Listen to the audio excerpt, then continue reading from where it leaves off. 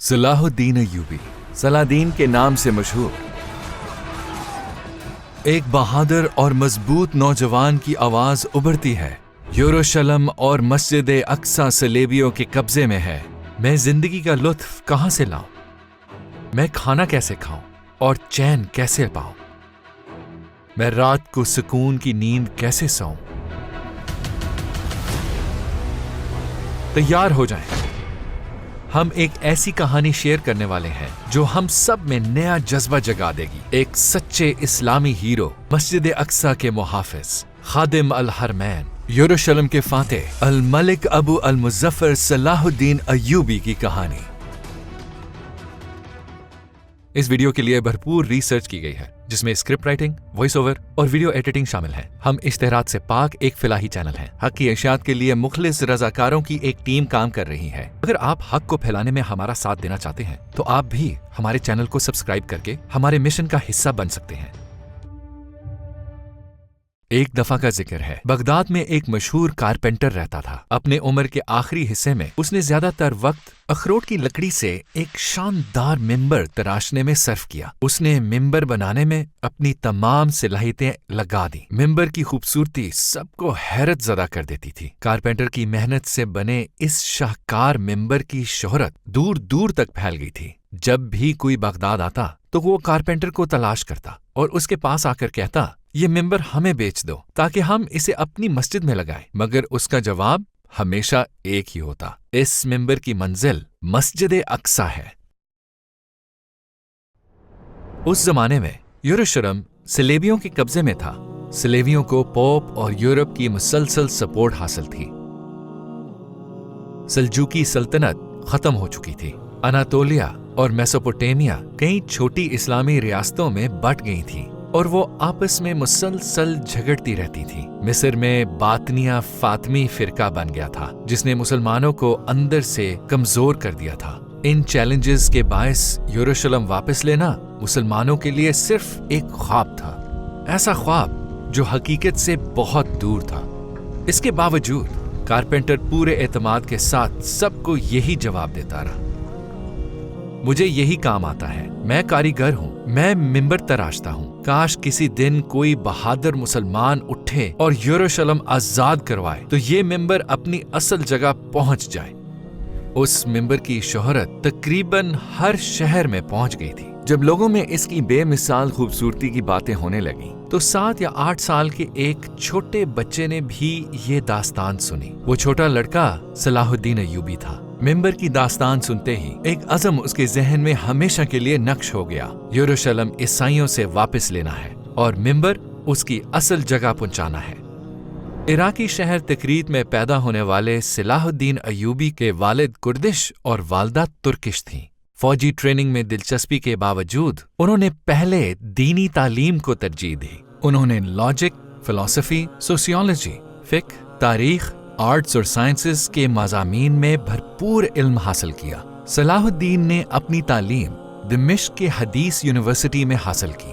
مسلمان انہیں ایک مثالی سلطان سمجھتے تھے، جبکہ صلیبی انہیں ایک سچے اسلامی ہیرو کی نظر سے دیکھتے تھے۔ مشرقی اور مغربی دونوں تاریخ دانوں نے اپنی کتابوں میں ان کی تعریف کی ہے اور سب نے متفقہ طور پر انہیں ایک نیک، رحم دل، خوش باش، باہمت اور بہادر جنگجو بیان کیا ہے۔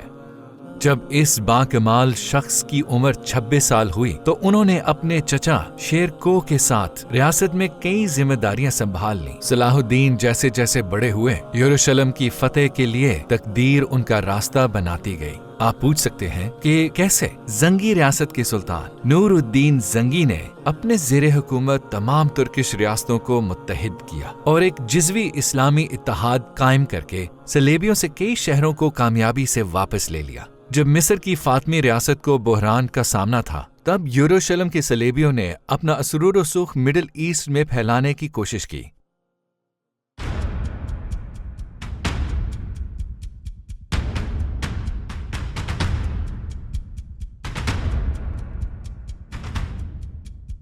صلیبیوں نے 1168 میں قاہرہ کا گھیراؤ کر لیا۔ سلطان نور الدین زنگی نے بھی اپنی نظریں مصر پر جما لیں۔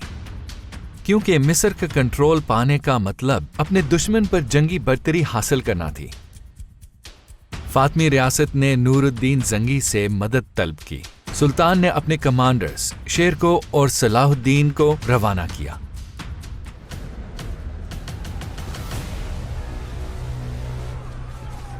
और शेरको ने पूरे मिस्र को सलेबियों से पाक कर दिया। इन कामयाबियों के बायस शेरको को मिस्र का वजीर मुकर्रर कर दिया गया, लेकिन ओहदा संभालने के कुछ ही अरसे बाद उनकी वफात हो गई। चचा की वफात के बाद सलाहुद्दीन अय्यूबी मिस्र के वजीर और मिस्र में सुल्तान नूरुद्दीन जंगी की फौज के कमांडर भी बने। 31 साल की उम्र में उन्होंने रियासत के वली और मिस्र के वजीर के ये दोनों अहम ओहदे एक साथ निभाए। सलाहुद्दीन ने मिस्र का कंट्रोल पाने के बाद अपनी और तुर्की के खिलाफ मुजामत करने वालों यानी फातिमी और उनके साथ देने वाले सलेबियों और बाज़ंतीनियों का मुकाबला शुरू किया। मिस्र पर मुकम्मल कंट्रोल के साथ उन्होंने फौज को दोबारा मुनज़्ज़म किया। अहले सुन्नत की हमायत में काम करते हुए उन्होंने सुन्नी मदरसे और नए इदारे कायम किए। आहिस्ता आहिस्ता उन्होंने बातनिया फातमियों को ब्यूरोक्रेसी से निकाल दिया। आखिरकार 1171 में नूरुद्दीन जंगी के हुक्म पर उन्होंने बातनिया फातमी की हुकूमत को खत्म कर दिया।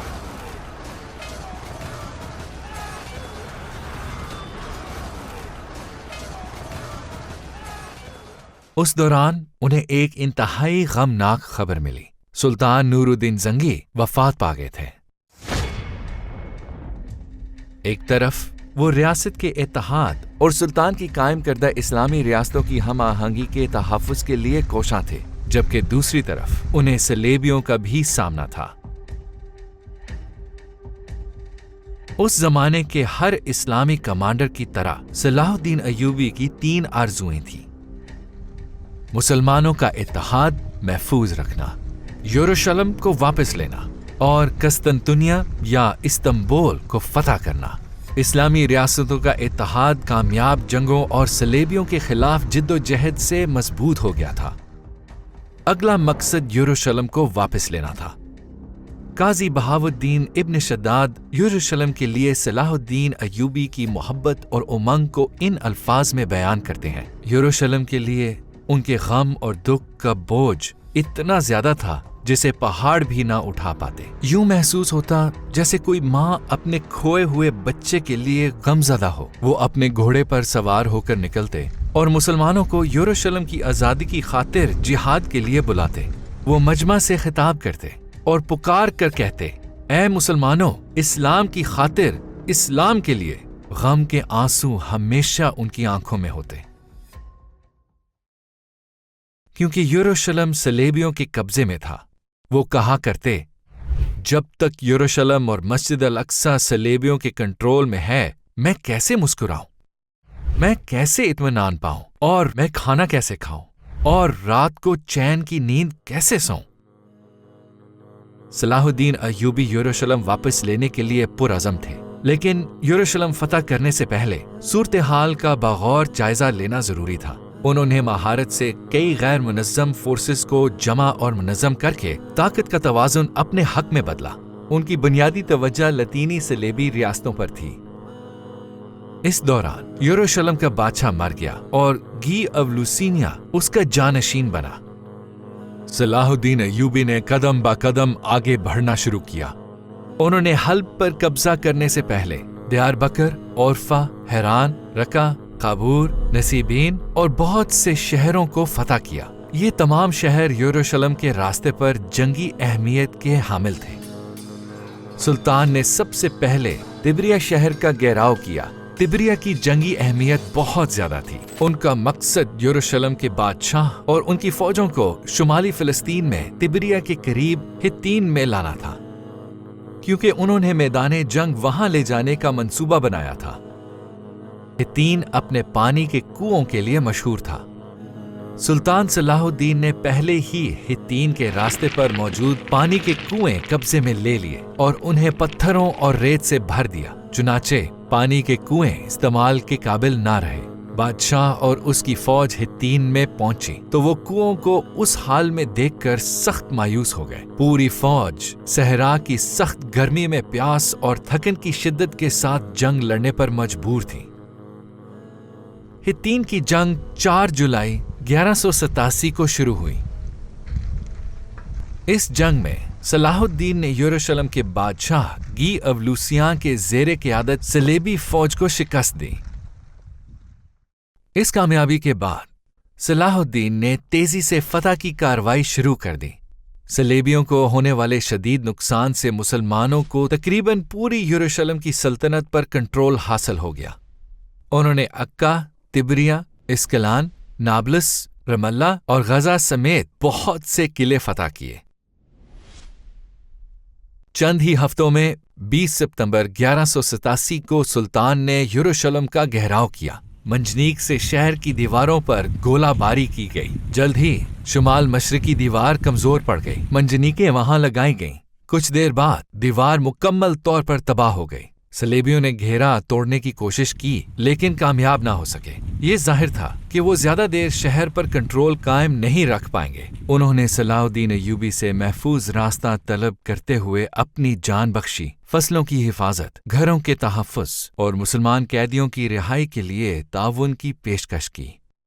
سلطان صلاح الدین نے ان شرائط کو قبول کیا کیونکہ وہ مسلمان قیدیوں کا تحفظ یقینی بنانا اور جنگ کو طول دے کر مزید ہلاکتوں سے بچانا چاہتے تھے۔ آخرکار واقع معراج کے مقدس موقع پر 27 رجب 832 ہجری بمطابق 2 اکتوبر 1177 کو جمعہ المبارک کے دن یروشلم واپس لے لیا گیا۔